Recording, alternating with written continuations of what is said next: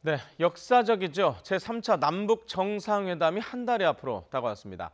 그리고 이어서 5월에는 사상 처음으로 북미 정상회담도 열릴 예정인데요.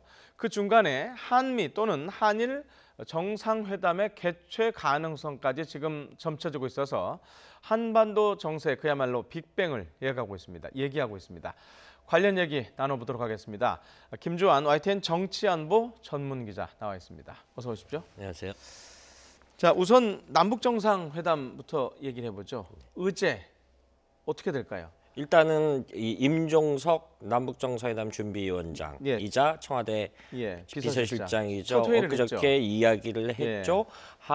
비핵화와 비핵화. 한반도 평화정착 문제에 대해서 집중하겠다. 예. 그러니까 이 문제에 대해서 집중을 하는데 장소가 판문점 평화의 집이에요. 이것이 네. 갖는 의미가 또 중차대하죠. 여러 가지 뭐 한반도 그 분단의 상징인 데서 하는 그 열리는 가능성. 그런데 여기서 형식 면에서 여기는 숙박시설이 없어요. 네. 그렇다 보니까 양 정상이 형식적인 것보다 의제에 집중할 수 없을 개연성이 크죠. 집중할 수밖에 없는 의제 구조죠. 형식보다. 과거 1차, 2차는 평양에서 뭐 행사도 하고 어디도 돌아다니고 그렇죠. 그랬죠? 2박 3일 이제 그런 예. 거 없이 그러니까 예. 집중 토의를 통해서 하겠다 이렇게 봐야 되겠죠. 아무래도 지금 현재 예상되는 것은 우리 정부가 이달 말에 이걸 준비를 위한 고위급 회담을 제의를 하겠다라고 해서 의제가 네. 정해지겠지만 현재 그 예측해 볼 수 있는 것은 과거의 정상회담 형식의 포맷, 양 정상 간의 단독 회담이 있고 네. 그다음에 어떤 보좌진들을 참석시킨 확대 정상회담 그리고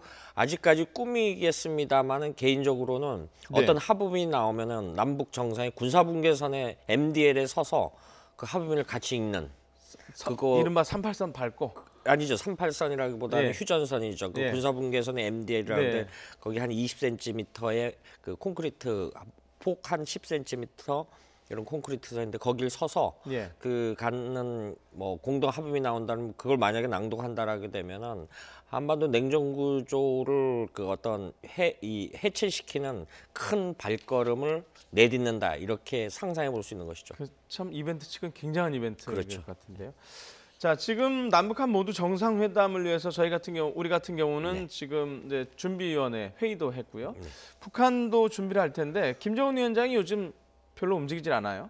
그게 뭐 그런 거하고 연관이 있을까요? 그렇죠. 밀접히 연관돼 있죠. 밀접하게. 북한은 기본적으로 모든 정책 결정을 김정은 국무위원장 말 그대로 당위 국가인데 국무입니다. 모든 나라의 업무를 총괄하는 네. 위원장입니다. 그러니까 최고 정책 결정은 김정은 위원장 아니면 안 하는 거죠. 그런데 역설적으로 지난 3월 6일인가요? 그 여동생 김여정이가 특사로 박람회에 되돌아갔을 때 만났고 3월 6일이었죠. 우리 지금 특사단 화면을 만날 그 이후로 공개 활동을 하죠. 이거는 달리 말하면은 남북 정상회담 준비, 본인들 표현으로는 북남 정상회담의 준비에 몰입하고 있다.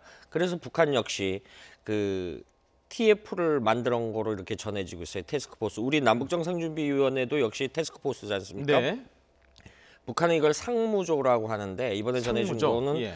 순회회담 상무조다. 그 비로 볼 수 가능성이 크다. 이렇게 점쳐지고 있는 것이 1994년도 제네바 기본 합의가 이루어질 때까지 북한이 그걸 준비하기 위해서 무려 3년 이상의 핵상무조를 운영을 했습니다. 그래서 예. 이번에 우리 특사단이 머물렀던 그 평양 고봉산 초대소에서 각 분야별로 북한 나름대로 이 테크노크라트라든가 정책 결정자들이 모여서 전략을 짜고 역시 이번에도 마찬가지로 북한도 이렇게 정상회담 준비를 위해서 그 TF를 꾸렸는데 그것이 상무조다. 그래서 그걸 김정은 위원장이 직접 진두지휘할 가능성이 있고 그러다 보니까 공개 모습을 드러내지 않는 북한 매체에서 김정은 위원장의 그 이른바 말씀이라고 하는데 네. 발언이 전혀 공개되지 않는 현상이 한 2주간 나타나고 있는 것이죠. 네. 자, 말씀하신 대로 남북 정상회담도 잘 관리해서 잘 돼야 되겠지만 뭐 많은 분들이 더 관심 있는 게 김정은과 트럼프의 만남, 네. 북미 정상회담 아닐까요?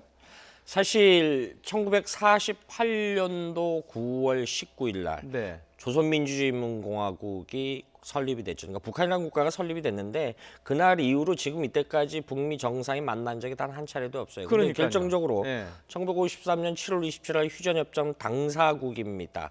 그때 북한, 중국, 미국은 휴전협정 사인을 했고 우리는 그 당시에 여러 가지 형태로서 그 참여를 못했죠.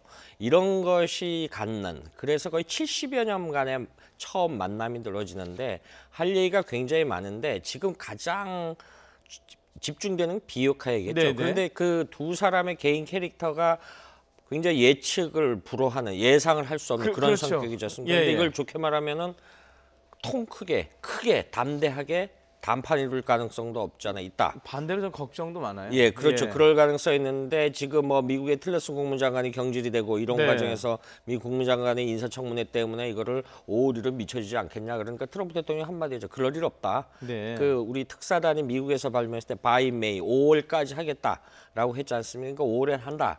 여러 가지 장소 문제라든가 뭐 이런 형태로 했을 때 이번에 이용호 북한 외무상이 스웨덴에서 여러 가지 이야기를 했지 않습니까? 그리고 최고영일 그 북한 외무성 부국장이 핀란드도 방문할 계획인데 이런 형태에서 아무래도 제3자를 통해서 이런 장소적이라든가 네. 의제 준비를 하지 않겠나라는 이렇게 예상해 볼 수 있는 것이죠. 네. 자, 지금 이제 남북 그 북미 정상회담 사이에 한미 또는 한일 정상회담 관련 뭐 혹시 있을 수 있지 않느냐라는 보도들이 나오고 있어요. 필요한 겁니까? 꼭 필요하다라고 봅니다. 네. 왜냐하면은 아, 기본적으로 필요하다. 한반도 냉전 예. 구조라는 건요.